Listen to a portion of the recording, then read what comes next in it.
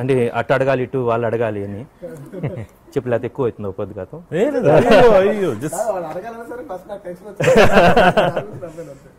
ఈ సినిమాలో చూజ్ చేసుకోవడానికి నువ్వు చాలా ఇంటర్వ్యూలో చెప్పుంటావు బేసికల్గా. బట్ ఈ సినిమాలో నువ్వు చూజ్ చేసుకున్నప్పుడు ఏదైతే నువ్వు ఆడియన్స్కి చెప్పాలనుకున్నావో అది పూర్తిగా చెప్పావా as film makers both of you? నేనైతే 100% ఈ సినిమా ఒప్పుకున్నప్పుడు అంటే ఎవ్రీ యాక్టర్ ఒక పాయింట్కి పడిపోతారు ఒక ఫిలింలో. ఆ రీజన్ ఆ ఫిలిం చేయడానికి ఒక రీజన్ ఉంటుంది. ఈ సినిమాలో నేను పడిపోయిన ఒక పాయింట్ ఏంటంటే ఒక కాన్వర్జేషన్. నేను రైటో రాంగో నాకు తెలియదు, కానీ నేను ఇదే నా రియల్. సో దట్ ఈస్ నేను పర్సనల్గా పడిపోయిన పాయింట్. అది డెఫినెట్లీ సినిమాలో బాగా రీచ్ అయిన పాయింట్. ఇప్పటికీ సినిమాలో మ్యాక్సిమం రీచ్ ఉన్న point it's about once own character. Exactly. ఎందుకంటే పోతా కానీ క్యారెక్టర్తోనే పోతా. I want to dig your mind on this because నిన్న నేను నా నెఫ్యూతో చేశాను, భార్గవ్ తోటి చూశాను ఈ సినిమా అండ్ అంజలి తోటి.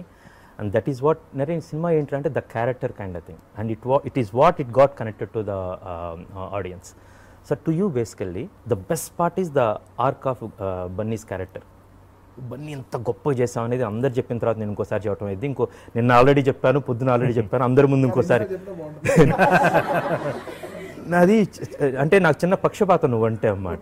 నేను సినిమా చూస్తున్నప్పుడు విపరీతంగా నచ్చినప్పుడు నేను మా నవీన్ అంటే వాడు ఇంకా పెద్ద ఫ్యాన్ అడుగుతా ఉన్నాను బేసికల్గా. అంటే బన్నీ సూపర్ చేశాడు. అది దట్ ఈస్ నాట్ సూపర్ చేశాడంటే గొప్ప అది కాదండి. బట్ క్యారెక్టర్ని ఫస్ట్ నుంచి చివరి దాకా the way an actor takes that అది నువ్వు అచీవ్ చేసావు.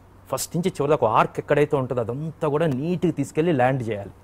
ఒక రాకెట్ని ఇక్కడ వదిలితే అక్కడ దాకా వెళ్ళేదానికి చాలా అది మదన పడిద్ది, బేసికల్ అక్కడ దాకా రీచ్ అయింది. మీరు చేస్తున్న దాంట్లో బెస్ట్ ఏంటంటే the macro and micro analysis of నా పేరు సూర్యలో ఎల్ఓసి అనేది పెట్టి మీరు చెప్పాలనుకున్నదంతా that is one of the best scenes basically. ఆ సీన్ గురించి I just want to ask you from మీ బ్రెయిన్ పిక్ చేద్దామని. బయట ఎల్ఓసి అని పెట్టి దానికి బోర్డర్ దేశానికి ఇక్కడున్న ఒక చిన్న స్థలానికి ముడిపెట్టారు. What is the thought process? No basically he always thought that beginning నుంచి ఏదైతే బోర్డర్కి వెళ్ళాలంటున్నా హద్దుల్లో ఉండి 125 కోట్ల మంది ఉన్న ఒక ఇంటిని నేను చూసుకోవాలి, ఆ ఇంటికి ఒక యజమానులుగా నేనున్నాను ధైర్యంతో ఆ 125 కోట్ల మంది నా కుటుంబ సభ్యులు ప్రశాంతంగా పడుకుని ఉండాలి అని ఆలోచించే థాట్ ప్రాసెస్ ఉన్న క్యారెక్టర్ బిగినింగ్లోనే అది క్లియర్గా ఎస్టాబ్లిష్ చేశాను. ఇది ఎప్పుడైతే జరగలేదో జరగకపోయినట్టు మాత్రాన అతను ఆ డ్రీమ్ని ఈ రకమైన రిజల్ట్లో వదిలేశాడే కానీ తన క్యారెక్టర్ని వెతుక్కుంటూ అది తన క్యారెక్టర్, అది ఆ కళ అతని లోపల ఉన్న ఒక క్యారెక్టర్ ఇవన్నీ కూడా అమాల్గమేట్ అయిపోయి అక్కడ ఇంకొకళ్ళ పర్మిషన్తో తీర్చుకోలేకపోయిన ఒక కోరికని ఇది వ్యక్తిత్వాన్ని పోగొట్టుకొని సాధించుకోలేని గమ్యాన్ని తను నమ్ముతున్న గమనంలోనే వెళుతూ ఆ 125 కోట్ల మందిని ఎక్కడైతే క్యారెక్టర్ పోగొట్టుకున్నాడో ఆ స్పేస్నే ఆ హద్దుల్లాగా చూశాడు. ఆ స్పేస్నే ఇదిలాగా చూసి తనలో తన సోల్జర్ని వెతుక్కోవడం మొదలుపెట్టాడు. అప్పటిదాకా నేను సోల్జర్ని సదాగానే ఉంది తప్ప తను నమ్మడం మానేశాడు సోల్జర్ని. మళ్ళీ నేను వెతుక్కుంటూ వెళ్తాను నాన్న సార్ అని చెప్పిన తర్వాత ఆ బోర్డు పాతిన దగ్గరే మళ్ళీ సోల్జర్ సూర్య అనే ఒక అనౌన్స్మెంట్ చేశాడు. Then only he felt that I'm getting back myself అని.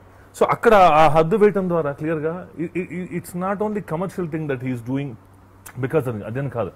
ఎల్ఓసిని బయట నుంచి వచ్చే శత్రువులకు వేద్దాం అనుకున్న ఎల్ఓసిని ఇక్కడే తయారు చేస్తున్న శత్రువులకు వేసేసాడు అనేది నా ఉద్దేశం. మీరిద్దరు రెండుగా కనెక్ట్ చేసింది అద్భుతంగా ఉందండి. ఇల్లు చక్కబెట్టుకుంటే దేశం చక్కబడుతుంది అనేది ఎక్స్ట్రాడినరీ చెప్పారు. And more than that the 3 generations basically. And I love that character, the old man Subhash చంద్రబోస్కి కారు డ్రైవర్, దెన్ ముస్తఫా వాళ్ళు వచ్చి కార్గిల్ వాళ్ళు